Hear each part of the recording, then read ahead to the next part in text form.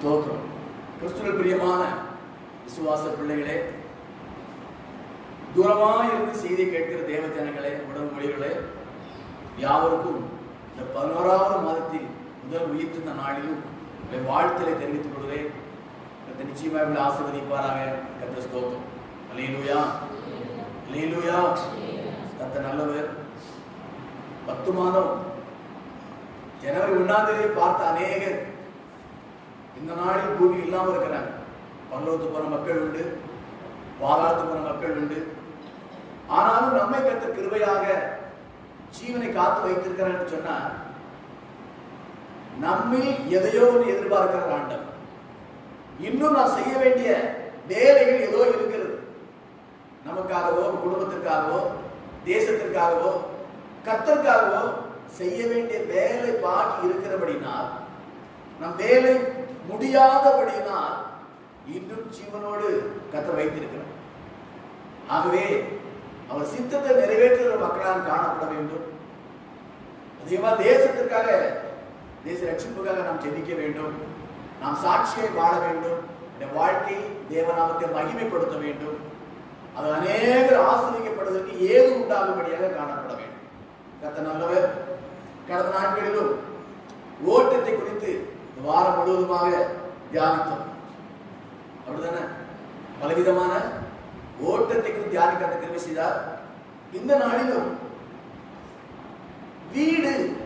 ஒரு வீடு ஆசீர்வதிக்கப்பட வேண்டும் என்று கர்த்தர் விரும்புகிறார். நாமும் விரும்புகிறோம். அதுக்கு ஆதாரமாக இந்த நாளிலும் ஆசீர்வாதமான வீடு என்று தலைப்பில் தியானிக்க இருக்கிறோம். கர்த்தர் சித்தமானால் நாளை மறுநாள் பாதுகாப்பான வீடு, மீட்கப்பட்ட வீடு, புதன்கிழமை பெண்களுக்காக மறக்க வேண்டிய வீடு, அதே போல ஜெப வீடு, பொக்கிஷங்கள் நிறைந்த வீடு, சனிக்கிழமை வாலிபர்களுக்காக நித்திய வீடு. இந்த தலைப்பிலே ஆண்டு வார்த்தையை பகிர்ந்து கொடுக்கும்படியாக ஆண்டு கிருபை பாராட்டி இருக்கிறார். தடையில்லாமல் ஊழியம் நடப்பதற்கு நீங்க ஜெபிங்க. உங்களுக்கு அநேக மற்றவர்களுக்கு அறிமுகப்படுத்துங்க. நமக்கோ, நம்ம சபைக்கோ, எனக்கோ எந்த பெயர் பிரஸ்தாவம் இல்லாதபடி தேவநாமம் மகிமைப்படும்படியாக இந்த ஊழியர் நடக்க கர்த்தர் கிருபை செய்திருக்கிறார். அதுக்காக ஜெபித்துக் கர்த்தர் ஆசீர்வதிப்பாராக. கர்த்தர் ஸ்தோத்திரம். இந்த நாளின் ஆதாரமாக 1 நாளாகமம் 17ஆம் அதிகாரம் 24ஆம் வசனத்தை எடுத்துக்கொள்வோம். 1 நாளாகமம் 17:27 வாசிப்போமா? இப்போதும் உமது அடியாளின் வீடு என்றைக்கும் உமக்கு முன்பாக இருக்கும்படிக்கு ஆசீர்வதித்தருளீர். கர்த்தராகிய தேவரீர் அதை ஆசீர்வதித்தபடினால் அது என்றைக்கும் ஆசீர்வதிக்கப்பட்டிருக்கிறோம். நீர் ஆசீர்வதித்தபடினால் இது என்றைக்கும் ஆசீர்வாதமாக இருக்கும் ஆண்டவரே சொல்ற. அல்லேலூயா. உமக்கு முன்பாக இருக்கும்படி இன்னொரு மொழிபெயர்ப்பு சொல்கிறது, நீர் உமக்கு சேவை செய்யும்படியாக என் குடும்பங்களை ஆசீர்வதித்திருக்கிறீர், நாங்கள் ஆசீர்வாதமாக இருக்கிறோம் என்று சொல்லி இன்னொரு மொழிபெயர்ப்பு சொல்கிறது. அது இதோட மேன்மையா இருக்கு. உமக்கு சேவை செய்யும்படி என் குடும்பங்களை நீ ஆசீர்வதித்திருக்கிறீர், நாங்கள் ஆசீர்வாதமாக இருக்கிறோம். நல்ல வார்த்தை தானே? நல்ல வார்த்தை தானே? நம்ம ஆசீர்வதிக்கப்படுவது தேவனுடைய சித்தம் செய்வதற்காக, நம்முடைய ஆசீர்வாதம் தேவ நாமத்தை மகிமைப்படுத்துவதற்காக கர்த்தர் நம்மை ஆசீர்வதிக்கிறார். நாம் சுகமா வாழ்றோம், செழிப்பா வாழ்வோம், விருத்தியா வாழ்வோம், மேன்மையா வாழ்வோம், எல்லாம் நல்லது.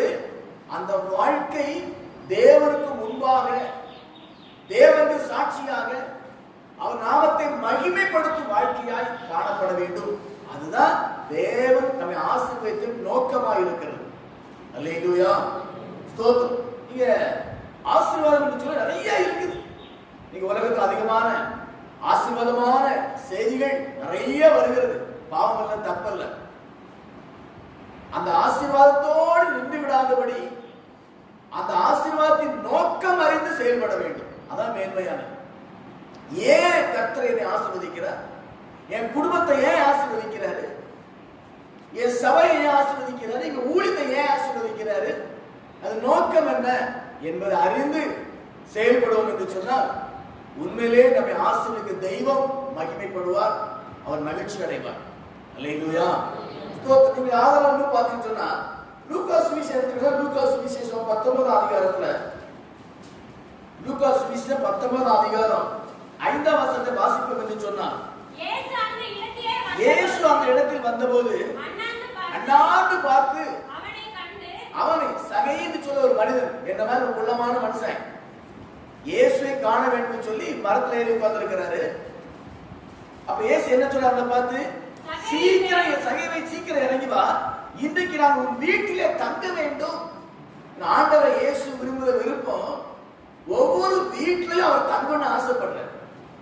நம்ம வீட்டுல சாப்பிடுறதுக்கு இல்ல, நம்ம வீட்டுக்கு ஏதோ காணிக்க வாங்கிட்டு போறதுக்காக இல்ல, நம்மை ஆசீர்வதிக்கும்படியாக. அல்லேலூயா. இயேசு ஒரு வீட்டுல இருக்கிற வந்தான்னு சொன்னா அந்த வீட்டுக்கு ஆசீர்வாதம், அந்த வீட்டாருக்கு ஆசீர்வாதம், அந்த வீட்டை சுற்றி இருக்க ஜனங்களுக்கு ஆசீர்வாதம். ஏன்னா இயேசு வீட்டுல இருக்கான்னு கேள்விப்பட்டு அநேக வியாதியர்கள் வந்து சுகமடைந்ததை பார்க்கிறோம், அநேகர் ஆறுதல் அடைந்ததை பார்க்கிறோம். ஆகவே இயேசு ஒரு வீட்டுக்குள்ள வரான்னு சொன்னா அந்த வீடு ஆசீர்வதிக்கப்பட்ட வீடா காணப்படும். சகேவிட்ட சொன்னாரு, எப்பா இன்னைக்கு நம்ம வீட்டுல வந்து தங்க வேண்டும் என்று சொன்னாரு. சகே சந்தோஷம் தாங்க முடியல. ஆண்டவரே, உங்களை பார்க்க முடியாதபடி, முகத்தை பார்க்க முடியாதபடி மரத்துல ஏறி பார்க்க நினைச்சுக்கிட்டு தான் என் வீட்டுக்கே வாரன்னு சொல்லிட்டீங்களப்பா. மகிழ்ச்சியோ மகிழ்ச்சி. இன்னைக்கு ஒருவேளை இயேசு வீட்டுல இருக்கிறார், வீட்டுல இருக்கிறாரா? இருக்கிறாரா? இருக்கிறார். இயேசுவே வீட்டு தலைவர் அப்படி சொல்லி வசனம் இருப்பாங்க. இயேசுவே எங்க வீட்டுக்கு தலைவர், ரொம்ப நல்ல காரியம்.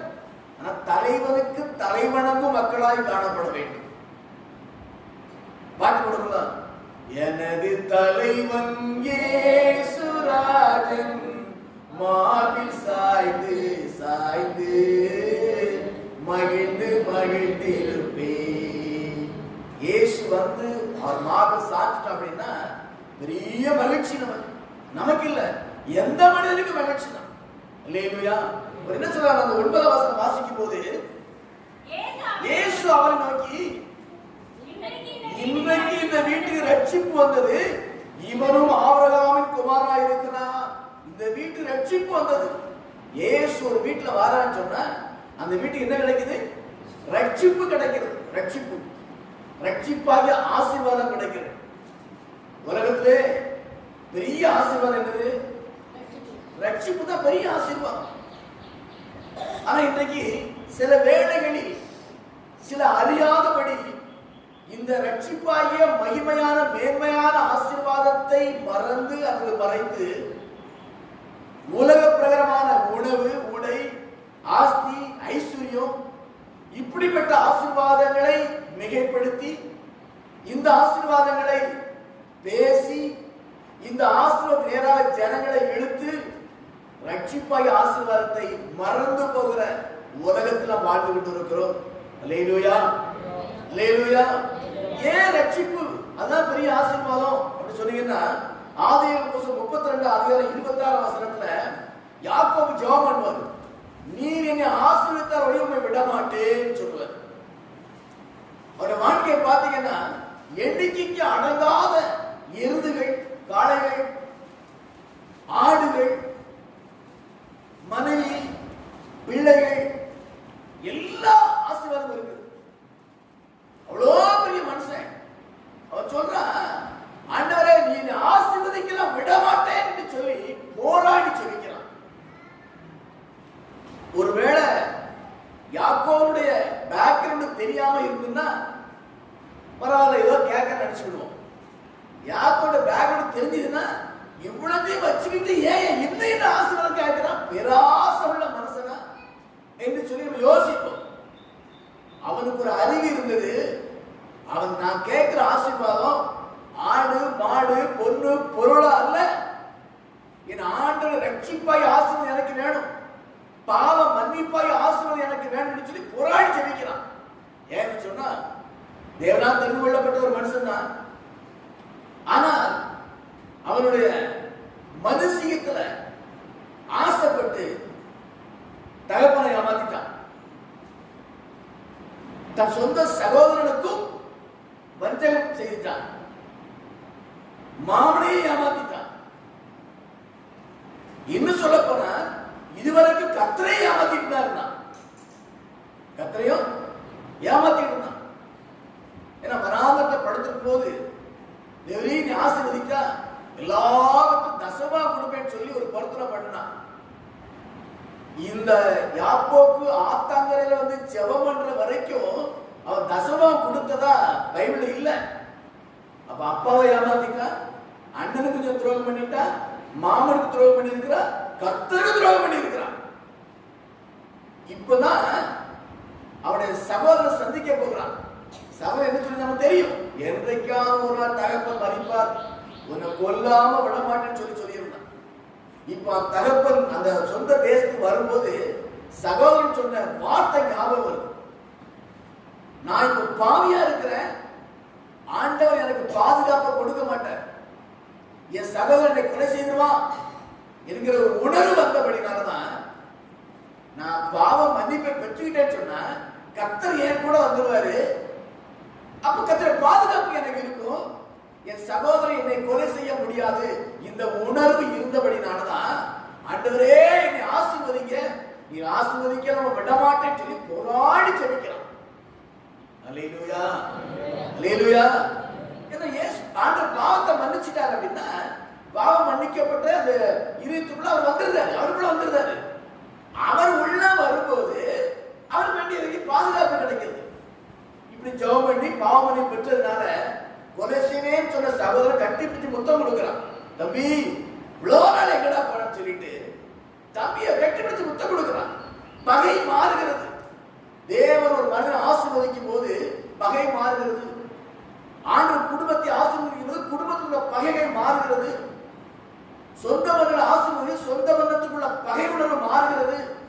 எங்க தேவ அன்பு ஊற்றப்படுகிறது. அதான் யாக்கோபு வார்த்தை. அப்ப ஆசீர்வாதம் சொன்னா ரட்சிப்பு தான் முதல்ல பெரிய ஆசீர்வாதம். அல்லேலூயா, அல்லேலூயா, ஸ்தோத்திரம். நீங்க 2 சாமுவேல் 6 காரணவசனம் எடுத்துக்கிட்டு 2 சாமுவேல் 6:11 வாசிக்கன்னு சொன்னாக்கி அங்க அருமையான ஒரு காரியம் சொல்லப்பட்டிருக்கிறது பாருங்க. 2 சாமுவேல் 6:11 கர்த்தருடைய பெட்டி கித்தியனாகிய ஓபேத் ஏதோமின் வீட்டில் 3 மாதம் இருக்கையில் கர்த்தர் ஓபேத் ஏதோமையும் வீட்டார் அனைவரையும் ஆசீர்வதித்தார். அல்லேலூயா. ஆண்டவருடைய பெட்டி, கர்த்தருடைய பெட்டி, இந்த சரித்திரம் பெருசா தெரியும், நல்லா உங்களுக்கு தெரியும். இவன் வீட்டுல இருந்ததுனால அவனை வீட்டாரை கர்த்தர் ஆசீர்வதித்தார். இந்த உடன்படிக்கை இந்த பெட்டி கர்த்தரை பெட்டி சொல்லும் போது எபிரேயர் புத்தகத்துல நீங்க 9ஆம் அதிகாரம் 4ஆம் வசனம் வாசிப்பீங்கன்னா தெரியும். எபிரேயர் 9:4 அந்த பெட்டிக்கு வாசிங்க. அதிலே பொன்னால் செய்த தூப கலசமும், அந்த பெட்டிக்குள்ள பொன்னால் செய்த தூப கலசமும் முழுவதும் பொற்களும் பொதிந்திருக்கப்பட்ட உடன்படிக்கை பெட்டியும் இருந்தன. அந்த பெட்டியிலே மன்னா வைக்கப்பட்ட பொற்பாத்திரம் இருந்தது. அல்லேலூயா. மன்னான்னு சொன்னா இஸ்ரவேல் ஜனங்களுக்கு ஆண்டு வனாந்திரத்துல போஷிக்கும்படியாக கொடுத்த வானத்துல ஒரு அப்பம், அது அப்பத்தை வைக்கிற பொற்பாத்திரம் இருந்தது. அதனால இன்னைக்கு பாத்தீங்கன்னா சில ரோமன் கிறிஸ்தவ சபையில சிஎஸ்ஐல பாத்தீங்கன்னா அந்த பாத்திரத்துக்குள்ள அப்பத்தை போட்டு ஒரு பாத்திரம் வச்சிருப்பாங்க. திருவிழா அன்னைக்கு அதை எடுத்து அந்த அந்த போகிற மக்களுக்கு எனக்கு கொடுப்பாரு. இன்றைக்கும் அந்த பாத்திரம் அந்த நினைப்படியே வச்சிருக்கிறாங்க. நாம இப்ப வைக்கல, நான் அன்னைக்கு அப்பத்தை ரெடி பண்ணி விட்டோம். இன்னைக்கு அந்த அப்படி இருக்குது. அப்ப அந்த பெட்டிக்குள்ள மன்னா வைக்கப்பட்ட பொற்பாத்திரம் இருந்தது. ஆரோனுடைய தடித்த துளித்த கோல் அவருடைய இருந்தது. உடன்படிக்கை கற்பலைகள் அது உள்ள இருந்துச்சு. இதுதான் அந்த பெட்டிக்குள்ள இருந்தது. அப்போ கோல் இருந்தது. ஆண்டு மோசே கொடுத்த 10 கற்பனை சொல்லி கொடுத்தார் பார்த்தீங்களா, அந்த கற்பனையே உள்ள இருந்துச்சு. இந்த பெட்டி சிலருக்கு ஆபத்தை உண்டாக்கிட்டு அந்த பெட்டியை தொட்ட ஊசா செத்து போயிட்டான். அந்த பெட்டி ஓபேத் வீட்டுல இருக்கும்போது அந்த வீட்டாரை கர்த்தர் ஆசீர்வதிக்கிறார். அல்லேலூயா, அல்லேலூயா. அப்போ இன்றைக்கு அந்த பெட்டி நம்ம வீட்டில் இருந்தா நமக்கு ஆசீர்வாதம். அந்த பெட்டினா வேற ஒண்ணு நீங்க பயப்பட வேண்டாம். மன்னா வைத்த பொற்பாத்திரம் ஆண்டுடைய பராமரிப்பின் அனுபவம், ஆனா ஆண்டுடைய போஷிக்கிற ஒரு அனுபவம் தான் அந்த அப்பம், அந்த பொற்பாத்திரம். துளித்த கோல் வல்லமை வெளிப்படுத்துறது.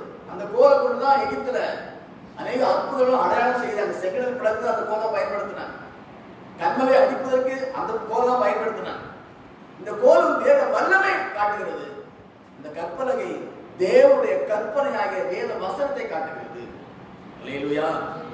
சுருக்கமா சொன்னா வேத புத்தகம் தான். இந்த புத்தகம் மனிதனை போஷிக்கும். இந்த புத்தகத்தின் உள்ள வார்த்தைகள் வல்லமை இருக்கிறது. இந்த வார்த்தைகள் நம்மை வழிநடத்துகிறது. ஆகவே அன்றைக்கு அந்த உடன்படிக்கை பெட்டிக்குள்ள இருந்தது போல வேத புத்தகம் யார் வீட்டில் இருக்குதோ அந்த வீட்டையும் வீட்டாரை கர்த்தர் ஆசீர்வதிப்பார்.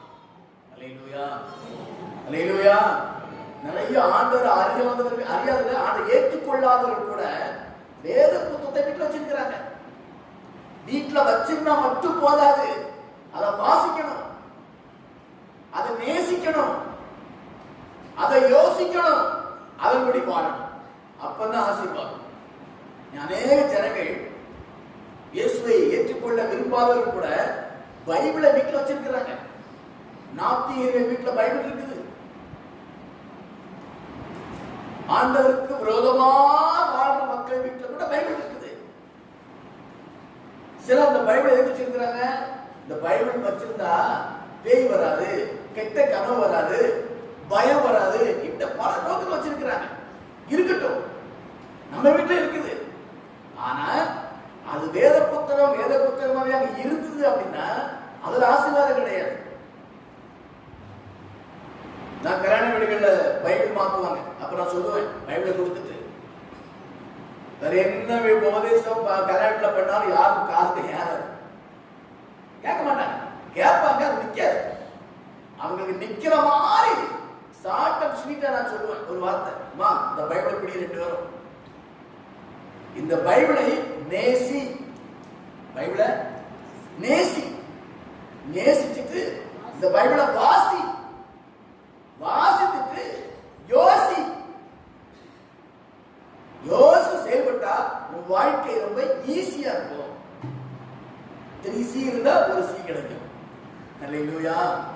இது கொஞ்சம் ஞாபகம் இருக்கும், கொஞ்சம் என்ன செய்யும், ஞாபகம் இருக்கும். அதனால புத்தகம் பைபிள் வீட்டில் இருக்கும் ஆசீர்வாதம் சும்மா இருக்கக்கூடாது, அது புரட்டப்பட வேண்டும். அங்க நிறைய அந்த பைபிள் நிறைய போடுபோடா போட்டு வச்சிருப்பாங்க. இணை வசனங்கள், இந்த வசனத்துல அந்த வசனம் சைடுல போட்டு வச்சிருப்பாங்க. மார்க்ல மத்தேயில உள்ள எழுதி வச்சிருப்பாங்க. திறந்த உடனே இதுக்குடைய வெளிப்பாடு அங்க இருக்கும், இதுக்குடைய நல்ல ஒரு திறந்த ஆலோசனை அந்த பக்கம் இருக்கும். இப்பெல்லாம் பைபிள் வச்சிருப்பாங்க. பைபிளை வாசித்துட்டு நேசித்து வாசித்துட்டு அதை யோசித்து அந்த வேத வசனத்துபடி நாம் வாழ்ந்தோம் என்று சொன்னால் அந்த வீடும் வீட்டில் இருக்கிற வீட்டாரும் ஆசீர்வதிக்கப்படுவார்கள். அல்லேலூயா, அல்லேலூயா. நிறைய கிறிஸ்தவனுக்கு ஆசீர்வாதம் இல்லாமல் இருக்கிற ஒரு சிலர் இருக்கிறாங்க. கிறிஸ்தவ தான், சர்ச்செல்லாம் போவாங்க, ஆனா சரி ஆசீர்வாதம் இருக்காது. என்ன காரணம்? வேதம் வாசிப்பாங்க, வேதத்தை நேசிப்பாங்க, ஆனா அதன்படி வாழ மாட்டாங்க. அப்படிலாம் வாழ முடியுமா என்று சொல்லி சப்ப கட்டு கட்டிடுவாங்க. அதெல்லாம் சாத்தியப்படுமா? அப்படிலாம் வாழ முடியுமா? பைத்தியக்காரனா போயிருந்த உலகத்துல வேதத்தின்படி வாழ்ந்து பைத்தியக்காரனா ஆனாலும் பரவாயில்லை, தேவன் ஞானம் கொடுப்பாரு பைத்தியங்களுக்கு. அந்த பைத்தியங்களுக்கு பரலோகத்துல இடம் கிடைக்கும். வேத வசனத்தின்படி வந்தா ஏமாளியா ஆயிடுவோம்னு சிலர் நினைப்பாங்க. ஏமாளி ஆனாலும் கர்த்தர் உன்னை ஆசீர்வதிப்பார். வேதத்தின்படி வாழ்ந்தோம்னா நிறைய இழந்து போயிடுவோம். எதை இழந்தாலும் கர்த்தர் மேன்மைப்படுத்துவார், ஆசீர்வதிப்பார். அல்லேலூயா. வேத வசனத்தின்படி வாழ்ந்து கெட்டு போன ஒரு மனுஷன் உலகத்திலே கிடையாது. வேதத்துக்கு கீழ்ப்படியாம வாழ்ந்து ஆசிரியப்பட்டவர் இருக்கிறான், கெட்டு போனவர் இருக்கிறான். ஆனா வசனத்தின்படி வாழ்ந்து கெட்டு போனவங்க ஒருவரும் கிடையாது. அல்லேலூயா, அல்லேலூயா. அந்த ஓபேத் வீட்டுல உடன்படிக்கை பெட்டி இருந்தபடினால தேவன் அவனை வீட்டாரை ஆசீர்வதித்தது போல உங்க வீட்டுல இருக்கிற வேத புத்தகம். சில வீட்டுல பாத்தீங்கன்னா ஒரு வீட்டுல எத்தனை வருமோ அத்தனை வேத புத்தகம் இருக்கும். சொன்னாரு எக்ஸ்ட்ரா ஒண்ணு இருக்கணும் அப்படிங்கிறாரு.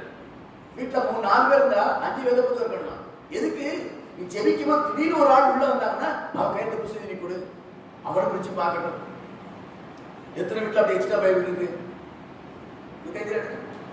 எங்களுக்கு போக எக்ஸ்ட்ரா ஒரு பைபிள் வீட்டுல இருக்குது. தேட்டருக்கு கை தேட்டுங்க. வெரி குட், கர்த்தர் ஆசீர்வதிப்பார். எதுக்கு? நீங்க ஜெபிக்கிற நேரத்துல ஒருத்தர் வந்துட்டாங்கன்னா அவங்களுக்கு அந்த பைபிளை கொடுக்கலாம் வாசி, நீங்களுக்கு வாசின்னு சொல்லலாம். அவங்களும் ஆசீர்வதிக்கப்படுவாங்க. அப்படி இல்லைன்னு வச்சுக்கோங்களேன், கர்த்தர் வீட்டு மட்டும் இருக்குதுன்னா அவங்க அப்படியே பார்ப்பாங்க. நம்ம கையில அவங்களை கொடுத்துருவோம், நம்ம சும்மா இருப்போம். அது நல்லது இல்லை. இன்னும் சில வீட்டுல ஒரு பைபிள் வச்சு 2 மண்டை முட்டிட்டு நிற்பாங்க. சில இடங்கள்ல இல்ல இல்ல இல்ல அவங்க சொன்னாரு, வீட்டுல எத்தனை ட்ரெஸ் இருக்குது, எத்தனை பைபிள் இருக்கு? சில பைபிள் பார்த்தா கந்தரா வச்சிருப்பாங்க, கிழிச்சு போய் வச்சிருப்பாங்க. நல்லது, அவங்கதான் நல்லவங்க. யாரு பைபிள் அழுக்காகி கந்தராய் கிளியோ அவங்கதான் வேத நிறைய வாசிச்சுன்னு அர்த்தம். அதுக்காண்டி வாசித்தது மாதிரி தெரிஞ்சாடி கிழிசலே அலையக்கூடாது. ரொம்ப கிழிச்சுனா புதுசா மாத்திரணும். கிழிஞ்ச என்ன செய்யணும்? புதுசா மாத்திரணும். சரி, நிறைய பழைய நிறைய குறிப்பு எடுத்து வச்சிருப்பாங்க. ஐயோ இதெல்லாம் அம்பா பேருங்க, திரும்ப குறிப்பு எடுத்துக்கலாமே. இல்லையா? ஒருத்தர் சமீப ஒரு ஐயா வந்தாரு.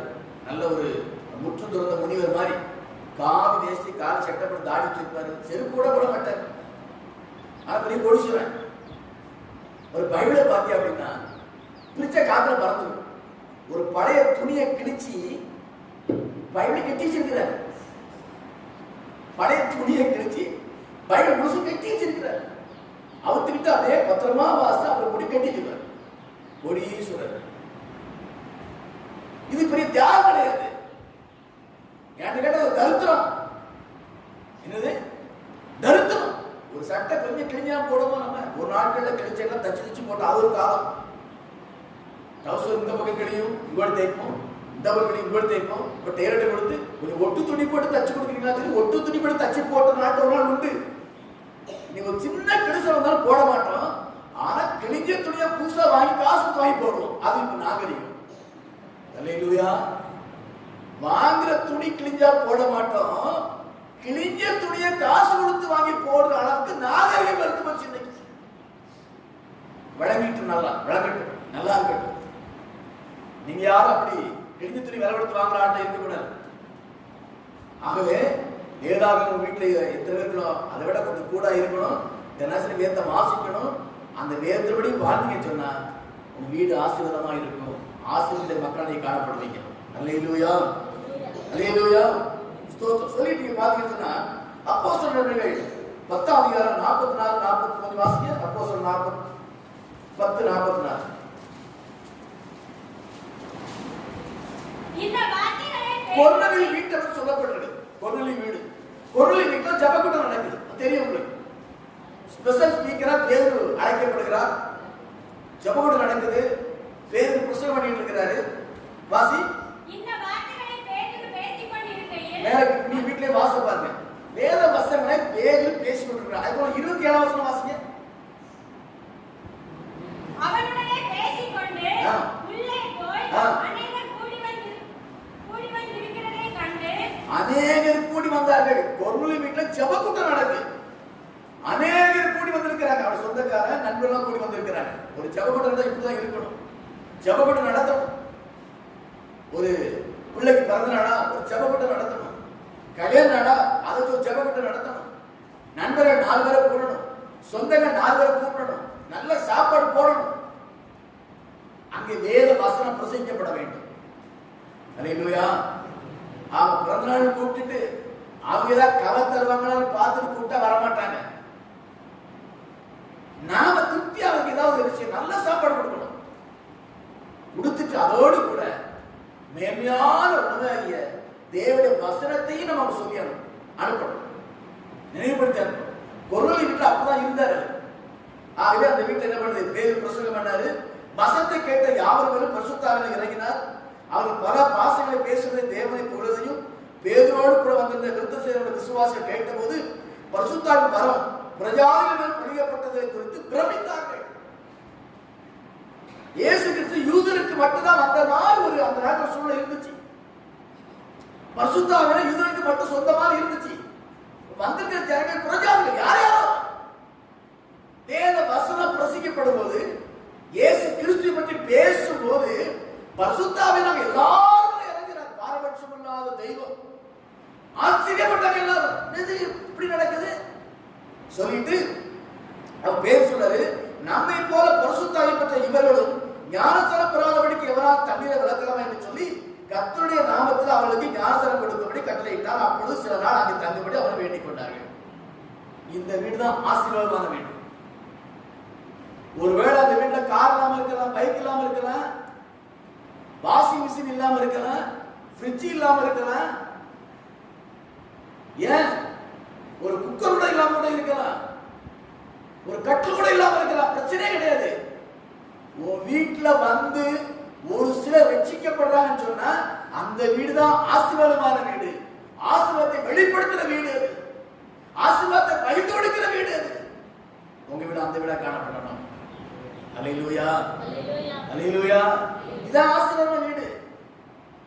நம்ம என்ன நினைக்கிறது, ஆசீர்வாத வீடுனா வீட்டுக்குள்ள கார் நிக்கணும், ஒரு 2 பைக் நிக்கணும். எப்படி அது எப்படி பைக் நிக்கணும், அந்த கோவில் கழுத மாதிரி குதிரை மாதிரி ஒரு பைக் நிக்கணும். ஓட்டும்போது குப்புறகள் தான் ஓட்டணும். அப்புறம் போய் மோதி ஏத்தல வந்து காலி பண்ணி இவனுக்கு காலி பண்ணி அப்புறம் வீட்டுல வந்து அந்த சோபா செட்லாம் கிடக்கணும், ஜன்னல நல்ல திரைச்சீலை தொங்கணும், அப்படியான பொருட்கள் இருக்கணும். இதான் ஆசீர்வாதம் அப்படி நினைக்கிறோம். அது ஆசீர்வாதம் தான், ஆனா முழுமையான ஆசீர்வாதம் அது கிடையாது. உங்க வீடுகள்ல வந்து ஒரு சிலர் ரட்சிக்கப்பட்டு போவாங்களே, இதுதான் ஆசீர்வாதத்தை பிரதிபலிக்கிற வீடு. இந்த வீடு ஆசீர்வதிக்கப்பட்ட வீடு. இந்த வீடு தான் ஆசீர்வாதங்களை மற்றவர்களுக்கு பகிர்ந்து கொடுக்கிற வீடு. உங்க வீடு இந்த வீடா காணப்படணும். இந்த மாதிரி ஆசீர்வதித்த வீடா காணப்படும். குரல் வீட்டுக்கு அநேகர் வந்து கூடினாங்களாம். சில வீட்டுக்கு வேலைக்கார வீட்டுன்னா கிறிஸ்தவனை வரவே மாட்டாங்க. அப்பா அவன் என்ன வரத்து வருமா, இன்னும் செவக்கோட்டு மட்டும் கூப்பிடுதா பத்தியா, அவன் நேரத்து என்னமா பேசினா, இன்னைக்கு என்னவோ பாசம் வந்துருக்காருன்னு செவத்துக்கு வார்த்தைக்கு கூப்பிடுறான போவனா அப்படிங்குவாங்க. அல்லேலூயா. அந்த எலியாவின் வாழ்க்கையில அந்த ஒரு ஊழியக்காரர் மனைவி கடன்பட்டவங்க, கடன்பட்டாங்க. கடன் கொடுத்த பிள்ளைகளை அடிமையா கொண்டு வந்து நிக்கிறான். எலியா வந்தாரு, என்ன மாதிரி கேட்டாரு, ஒரு குடம் என்ன அப்படின்னாரு. பக்கத்துல எல்லாத்துக்கும் குடத்தை வாங்கிட்டு வந்தாரு. கணவன் இறந்து போயிட்டாரு, கடன் அதிகமாகி போச்சு, பக்கத்துல தெரியும். ஆனாலும் பிள்ளைகள் குடத்தை கேட்டா எல்லாரும் குடத்தை கொடுக்கறாங்க. சாட்சி உள்ள ஒரு வாழ்க்கை. கடன் பட்டாலும் உண்மை உள்ளவா, குடத்தை திருப்பி தந்துருவான்னு நம்பிக்கை இருக்கு. நிச்சயமாக பாத்தீங்கன்னா, அப்பா அதற்காரன் கடன் கொடுத்தா கூட தரமாட்டாப்பான்னு சொல்லி சில வாங்கிட்டு இருக்க உலகத்துல. அவனுக்கு கடமே கடன் கொடுத்துறாது அவனுக்கு. அது பாட்டிற்கும் செவனுக்கும் என்கிட்ட பள்ளிக்கு போவாங்க, வாங்கின கடனை கொடுக்க மாட்டாயான்னு சொல்லி அப்படி பேர் வாங்குற ஆட்கள் இருக்கிறாங்க. கணவனை இழந்த நிலையில, கடனாளியா இருக்கிற நிலையில, கடன்கார பிள்ளைகளை அடிமையா கொண்டு போகக்கூடிய அந்த நிலையில இதெல்லாம் பார்த்துருப்பாங்க பக்கத்து வீட்டுக்காரங்க. ஆனாலும் பிள்ளைகளை குடத்தை கேட்டா ஏன்னு கேட்க எல்லாம் குடத்தை கொடுக்குறாங்க. அந்த நாட்டில் செம்பு குடம் இருக்குது, இந்த மாதிரி ஓட்ட புத்தாட பிளாஸ்டிக் குடம் கிடையாது. அப்ப அந்த அளவுக்கு அந்த அம்மா சாட்சியா இருந்திருக்கிறாங்க. அந்த அளவுக்கு அந்த அம்மா ஒரு உண்மை உத்தமா இருந்திருக்கிறாங்க. ஏதோ கடன் இறந்து போயிட்டாரு, கடன் போட்டாங்க, ஆனாலும் அந்த தாய் ரொம்ப நல்ல தாயாவா, அவ உண்மை உள்ள ஒரு தாய்னு சொல்லி நற்சாட்சி உள்ள ஒரு வாழ்க்கை வாழ்ந்தபடினாலதான் நம்பி குடத்தை கொடுத்தாங்க. நீங்கள் நானும் நற்சாட்சி பெற்ற வாழ்க்கை வாழ்ந்தா செவக்கூட்டத்துக்கு பக்கத்துல வருவாங்க. இல்லையா? வர மாட்டாங்களா? வருவாங்களா? கண்டிப்பா வருவாங்க. அன்பு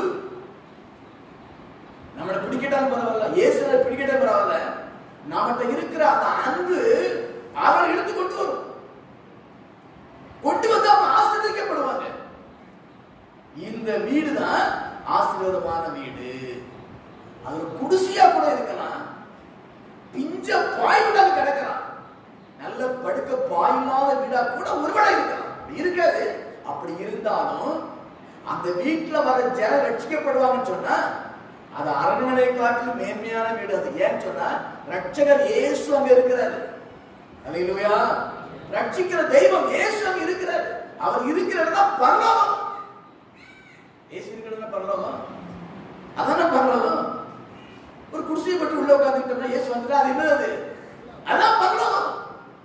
இன்னைக்கு இந்த விழிப்புணர்வு இல்லாதபடி ஒரு மாயை நம்பி கிறிஸ்தவ உலகம் போயிட்டு இருக்கு. நாம் அப்படிப்பட்ட வாழ்க்கை வாழக்கூடாது. இயேசு இருக்கிற இடம் தான் பரலோகம். இயேசு இருக்கிற இடம் தான் ஆசீர்வதிக்கப்பட்ட வீடு. நம்ம வீடு இயேசு இருக்கிற வீடா காணப்பட வேண்டும். அப்படி இருக்குன்னு சொன்னாதான் அதான் ஆசீர்வாதமான வீடு. அல்லேலூயா, அல்லேலூயா. கர்த்தர் ஸ்தோத்திரம். இன்னும் நீங்க பாத்தீங்கன்னா எசேக்கியேல் புத்தகம் 44:30 வசனம் வாசிங்க. எசேக்கியேல் 44:30.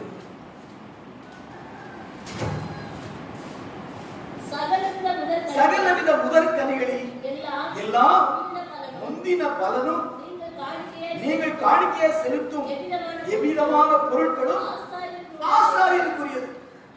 கர்த்தருக்கு கொடுக்கிறோம். ஆனா யாருக்குரியது? ஆசாரியனுக்குரியது. ஆசாரியருக்கு அந்த பாக்கியத்தை கர்த்தர் கொடுத்திருக்கிறார். நான் எப்போ சொல்லும் பார்த்தீங்களா, யார் நீங்க யாரோ நான் யாரோ, அந்த மெய் தெய்வமாக இயேசு கிறிஸ்துவை நீங்கள் ஏற்றுக்கொண்டபடியா நான் ஏற்றுக்கொண்டபடினால அந்த தெய்வம் கிருபையாக உங்களை நேசித்து உங்களுக்கு வேலை செய்யும்படியாக அவருடைய வேலைக்காரனாக அழைத்த போது தடவுன்னு சொல்லாம எல்லாத்தையும் போட்டு வந்துட்டோம். எல்லாத்தையும் போட்டோம். வேலையை வேண்டாம்னு சொல்லிட்டு, வியாபாரத்தை வேண்டாம்னு சொல்லிட்டு, வீட்டை வேண்டாம்னு சொல்லிட்டு, சொந்த பந்தமெல்லாம் அப்புறமா சொல்லிட்டு அந்நிய தேசத்தை போல இருக்கிற இந்த ஊருக்கு நீங்க இவ்வளவோ நீங்க காணிக்கை கொடுக்குறீங்க, தசமம் கொடுக்குறீங்க. எனக்கு இதை பார்க்கும்போது ஆண்டவரே எவ்வளவு பெரிய தெய்வம், எவ்வளவு நல்ல ஆண்டவர் என்று சொல்லி சந்தோஷ கண்ணீர் அவர் பாதத்தை சிந்துவார். ஆசாரியனுக்குரியது. கிழவாசி தொடர்ந்து உங்கள் வீட்டில் ஆசீர்வாதம் தங்கும்படிக்கு சொல்லுங்க. உங்கள் வீட்டில் எங்கள் வீட்டில் ஆசீர்வாதம் தங்கும்படி அப்படி சொல்லுங்க. தங்கும்படிக்கு நாங்கள் இசைந்த மாவில் முதற் பாகத்தையும் ஆசாரியனுக்கு கொடுக்கிறோம். என்ன பாச புரோட்டா கடை கேட்கலா வேற சொல்லி இருக்குது. பிசைந்த மாவுல முதல் பலன ஆசாரியர்களுக்கு கொடு, வீடு ஆசீர்வதிக்கப்படும். அந்த மாதிரி சொன்னா பாத்தீங்களா, மரண தருவாயில கொஞ்சம் மாவு இருக்குது, கொஞ்சம் என்ன இருக்கு, அதை சுட்டிட்டு சாகுபடியாக விரதம் பொறுக்கிட்டு இருக்கிறேன். முடிக்க சொல்லுவான், எல்லாம் செய்யி முதல்ல இறங்குதா கேட்கறது அந்த இருதயம் வரணும். அது கட்டதான் கொடுக்கிற அந்த இதயத்தை நம்மளால காரியங்களை செய்ய சொல்லி இருக்கிற இந்த சம்பவம் ஊழியக்காரனை போஷிப்பதற்கு மட்டுமல்ல, ஏழை தாயை போஷிப்பதற்காக, அவன் குடும்பத்தை போஷிப்பதற்காக, அவருடைய பிள்ளை போஷிக்கப்படும்படியாக ஊழியக்காரத்தான் இருக்கிறார். அதான் உண்மை. அதான் உண்மை. இவனும் கடின இதயத்தோடு கூட சில சொல்லுவாங்க, இவங்கிட்ட போய் காசு காணிக்க கேட்கிறார், இவங்கிட்ட போய் காணிக்க வாங்குறாரு. காணிக்கை வாங்குவது கொடு என்று சொல்வது ஊழியக்காரங்க மட்டுமல்ல, கொடுக்கிற ஜனங்களுடைய ஆசீர்வாதத்திற்காக.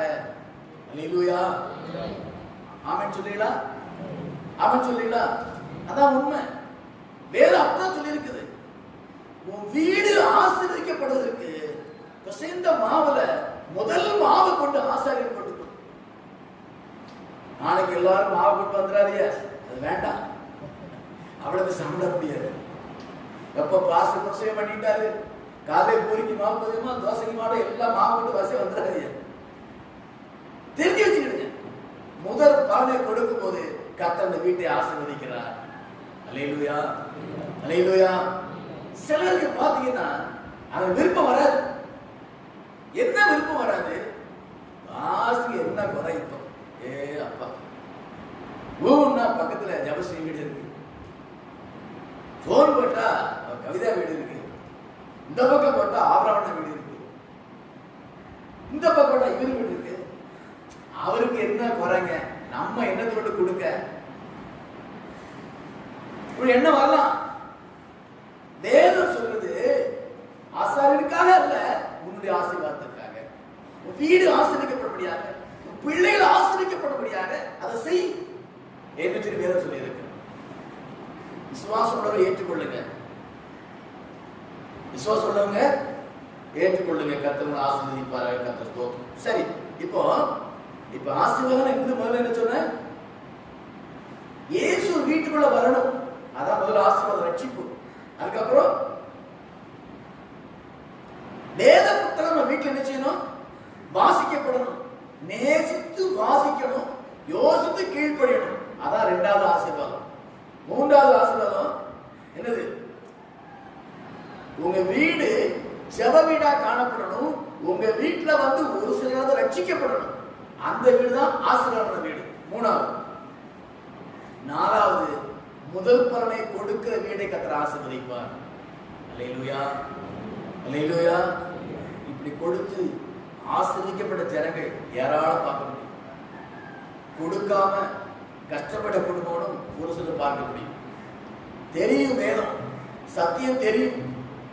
நீ சபையில் இது பேசுறாங்க பேசலையோ, தொலைக்காட்சியில எல்லாம் பேசுறாங்க. நீ தொலைக்காட்சியில நிறைய பேசுறாங்க, எல்லா மக்களும் தெரியும்.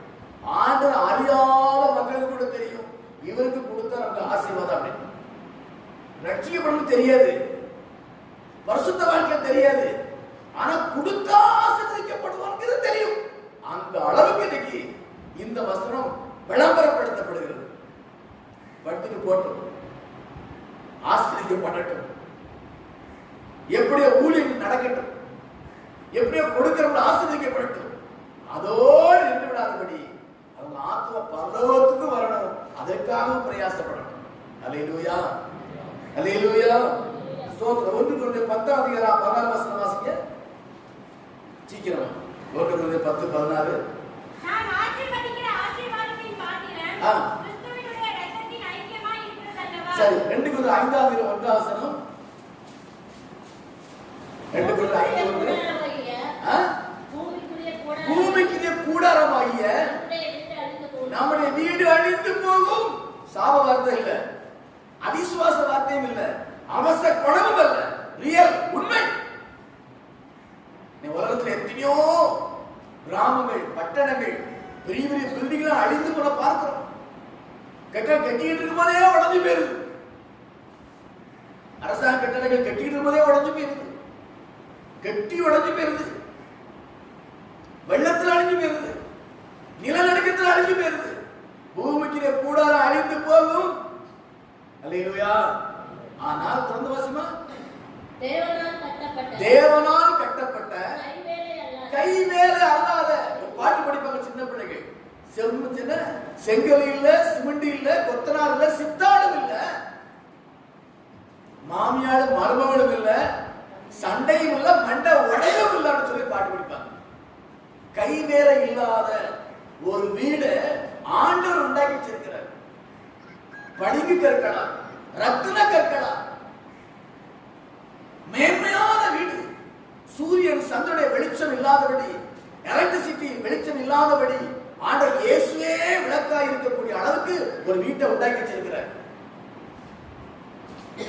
இன்னைக்கு ஒரு சாமியார் சொல்றார், ஒரு தீவுல போய் அவர் ஒரு புது உலகத்தை உண்டாக்கி இருக்கிறார். அங்க இடத்தை வாங்கி குடியேற வாங்கன்னு சொல்லி அழைச்சிட்டு இருக்கிறார். இதெல்லாம் பரலோகத்தின் ஒரு நிழல், பரலோகத்துடைய நிழல். இதெல்லாம் பரலோகத்தை வெளிப்படுத்துற நிழல். அந்த வீடுதான் நிரந்தரமான ஆசீர்வாதமான வீடு. இடிந்து போகாது, உடைந்து போகாது, கரண்ட் தட்டுப்பாடு வராது, கரண்ட் கூட கட்ட வேண்டிய அவசியம் இல்லை, ஃபீஸ் கட்ட வேண்டிய அவசியம் இல்லை, குடிதண்ணீர் பிரச்சனை இல்லை, உணவு பிரச்சனை இல்லை, உடை பிரச்சனை இல்லை, இருப்பிட பிரச்சனை இல்லை, எந்த பிரச்சனையும் இல்லாத நித்திய நித்திய நித்திய காலமான ஆசீர்வாதமான வீடை ஆண்டவர் உண்டாக்கி வச்சிருக்கிறார். அந்த வீட்டுக்கு ஆயத்தப்படும்படியாக தான் அப்பத்தை ஆசீர்வாதம் தருகிறார். என் மாமிசம் வாங்கி புசியுங்க, இது புதிய உடன்படிக்கை ரத்தம், இதை வாங்கி பானம் பண்ணுங்க. இப்படி செய்யறவனை கடைசி நாள் எழுப்புவேன், மரித்து போனாலும் உயிரோட எழுப்புவேன், உயிரோட இருந்தா மறுபடுத்தி நான் கூட்டிட்டு போயிருவேன் அப்படின்னு இருக்கிறார். இத மனசுல வச்சுக்கிட்டு தான் ஒரு கூட்டம் செவ்வாய்க்கிழமை குடியேற போயிருவான்னு சொல்லி ஒன்னு ஆயத்தப்பட்டு இருக்கு, ஒன்னு தீவுல போய் குடியேறவன ஆயத்தப்பட்டு கொண்டு இருக்கிறது, விளம்பரப்படுத்தி கொண்டு இருக்கிறது. எதனால இந்த எண்ணம் வந்துச்சு? ஆண்டவர் இயேசு கிறிஸ்து உலகத்தை உண்டாக்கி வச்சிருக்கிறாரு. அதுபோலதான் பரலோகம், அப்புறம் சொர்க்கம், நித்திய வீடு. அந்த வீட்டுல குடியிருப்பு இருக்கிறதா என் ஆண்டவர் இயேசு கிறிஸ்து. அதை யாரும் பாவியில் குடியேற முடியாது. அதனாலதான் இயேசு இந்த பூமிக்கு மனிதனாய் பிறந்து வானத்தையும் பூமியும் உண்டாக்குற தெய்வம் மனித அவதாரம் எடுத்து பிறந்து சொந்த ரத்தத்தை சிந்தி பலியாகி இருக்கிறார். அந்த பலி ரத்தம் எந்த மனிதன் நம்புகிறானோ, எந்த மனிதன் வார்த்தை கீழ்ப்படுகிறானோ, எந்த மனிதன் அந்த பலியான தெய்வத்தை ஏற்றுக்கொண்டாரோ அவருடைய பாவம் மன்னிக்கப்பட்டு அந்த உலகத்துக்கு போறதை ஆயத்தப்படுத்திக் கொண்டிருக்கிற ஆண்டவராக இயேசு. அல்லேலூயா. வசனத்தை கொண்டு ஆயத்தப்படுத்திக் கொண்டிருக்கிறார். அப்பத்தை ரசத்தை கொடுத்து ஆயத்தப்படுத்திக் கொண்டிருக்கிறார். கண்டித்து உணர்த்தி ஆயத்தப்படுத்திக் கொண்டிருக்கிறார். அடித்து ஆயத்தப்படுத்திக் கொண்டிருக்கிறார். மிரட்டி ஆயத்தப்படுத்திக் கொண்டிருக்கிறார். வசனத்தை கொண்டு நீ எப்படியாவது அந்த உலகத்துக்கு வந்துடணும், அதுதான், வேற ஒண்ணு இல்லை. அதுக்காக தான் இந்த ஆராதனை, அதுக்காக இந்த போதனை, அதுக்காக தான் இந்த திருவிருந்து ஆராதனை எல்லாத்தையும் வைத்திருக்கிறார். கர்த்தர் கிருபையாக இந்த 11வது மாதத்திலும் இந்த வாய்ப்பை நமக்கு தந்திருக்கிறார். எல்லாரும் முழங்கால் படிடுவோம். ஸ்தோத்திரம் ஆண்டவரே, ஸ்தோத்திரம் ஆண்டவரே. எல்லாரும் முழங்கால் படிடுவோம். எல்லாம் ஆண்டவரை ஜெபம் பண்ணுவோமா? ஆண்டவரே, என் வீடு இப்படி ஆசீர்வதித்த வீடா காணப்படும். ஏதோ பொருட்கள் நிறைந்த வீடா மட்டும் இல்ல, என் குடும்பத்துல எல்லாரும் ரட்சிக்கப்பட்டவா காணப்படணும். அந்த ஆசீர்வாதம் என் வீட்டுக்கு வேணும். கேளுங்க. வீட்டுல ரட்சிக்கப்படாம இருந்தா இன்னைக்கு கேளுங்க, அடுத்த வாரம் ரட்சிக்கப்படுவாங்க. விசுவாசோட கேளுங்க. இயேசுவே உமக்கு ஸ்தோத்திரம் ஆண்டவரே. என் வீட்டுல வேத புத்தகங்கள் திறக்கப்பட வேண்டும், வாசிக்கப்பட வேண்டும். அந்த வேத வசனத்துல என் வாழ்க்கை அமைய வேண்டும். அல்ல, நம்முடைய வீடு ஒரு ஜெப வீடாய் காணப்பட வேண்டும். நம் வீட்டுல வந்து அநேக ரட்சிக்கப்பட வேண்டும். அப்படிப்பட்ட வீடு தான் ஆசீர்வதிக்கப்பட்ட வீடு. ஆண்டவரே, இந்த வீடுகள் அப்படியாய் காணப்படட்டும். ஒவ்வொரு விசுவாச பிள்ளைகள் வீடும் அநேக ரட்சிப்பில் நடத்துற வீடாய் காணப்பட்டு அந்த ஆசீர்வாதத்தை பெற்றுக்கொள்ள கர்த்தர் கிருபை செய்யும்படி நான் ஜெபிக்கிறேன். ஆண்டவரே ஸ்தோத்திரம். தம்பி செய்ததற்கு நன்றி செலுத்துறோம் ஐயா, உங்களுக்கு ஸ்தோத்திரம். இயேசுவின் நாம ஜெபிக்கிறேன் நல்ல பிதாவே, ஆமென். ஸ்தோத்திரம். எல்லாம் சேர்ந்து சொல்லுவோம். என் ஆத்துமாவே கர்த்தரை ஸ்தோத்திரி, என் முழு உள்ளமே பரிசுத்த நாமத்தை ஸ்தோத்திரி, என் ஆத்துமாவே கர்த்தரை ஸ்தோத்திரி, அவர் செய்த சகல உபகாரங்களை மறவாதே. ஆமென். கர்த்தராகிய இயேசு கிறிஸ்து கிருபையும் பிதாவுடைய அன்பும் பரிசுத்த ஐக்கிய வழி நடத்தணும் நம்ம அனைவரோடு கூட சகல பரிசுத்தோடு கூட ஆண்டு வருகை பெற்று காணப்படுவதாக. ஆமென். அல்லேலூயா, அல்லேலூயா, அல்லேலூயா. கர்த்தர் ஆசீர்வதிப்பார். மீண்டும் நாளை காலை மன்னோடு சந்திப்போம். அதற்கு தேவை கிருபை தாங்கட்டும். மரணாதா, இயேசு வருகிறார். ஆயத்தப்படுவோம், அநேகர் ஆயத்தப்படுத்துவோம். கர்த்தர் ஆசீர்வதிப்பார். ஆமென். அல்லேலூயா. கர்த்தர் ஸ்தோத்திரம்.